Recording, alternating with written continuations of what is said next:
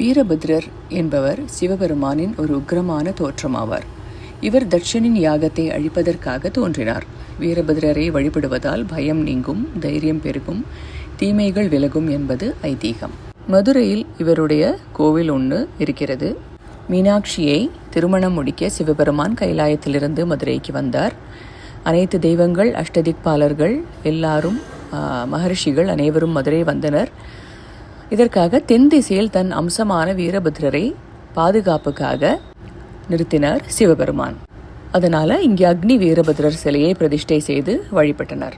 இக்கோயிலில் உள்ள வீரபத்ரர் 8 கைகளில் ஆயுதம் ஏந்தி ருத்ரபாலகராக அருள் பாலிக்கிறார். மார்பில் ருத்ராட்ச மாலையும் அணிந்துள்ளார். வீரபத்ரர் அருகில் ஆட்டு தலையுடன் வணங்கிய நிலையில் உள்ள தட்சனை காணலாம். காலுக்கு கீழே தட்சனை சம்ஹாரம் செய்த கோலத்தில் காட்சி தருகிறார். பொதுவாக வீரபத்ரர் வழிபாடு செய்பவர்களுக்கு துணிச்சல், வெற்றி, தைரியம் மற்றும் துன்பங்களிலிருந்து பாதுகாப்பு கிடைக்கும்.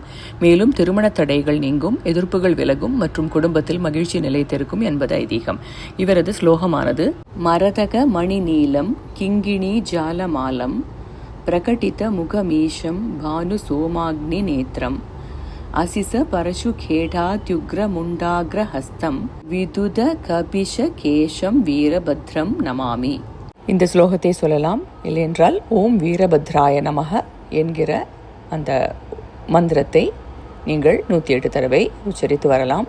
எப்பவும் சொல்கிற மாதிரியே காலையில் குளித்து சுத்தமாகி உடம்பும் மனதும் சுத்தமாக இருக்கும்போது மட்டும் இந்த மந்திரம் சொல்ல வேண்டும். மிக மிக பவர்ஃபுல்லான ஒரு தேவதை வீரபத்ர சுவாமி. வாழ்க்கையில் வரக்கூடிய தடைகள் எல்லாம் நீக்கி அமோகமான ஒரு சௌபாகியம் நிறைந்த வாழ்க்கையை கொடுப்பதற்கு வீரபத்ர சுவாமி வழிபடுதல் உதவும். ஆனால் ரொம்ப சுத்தமாக இந்த ஸ்லோகத்தையும் மந்திரத்தையும் சொல்ல வேண்டும்.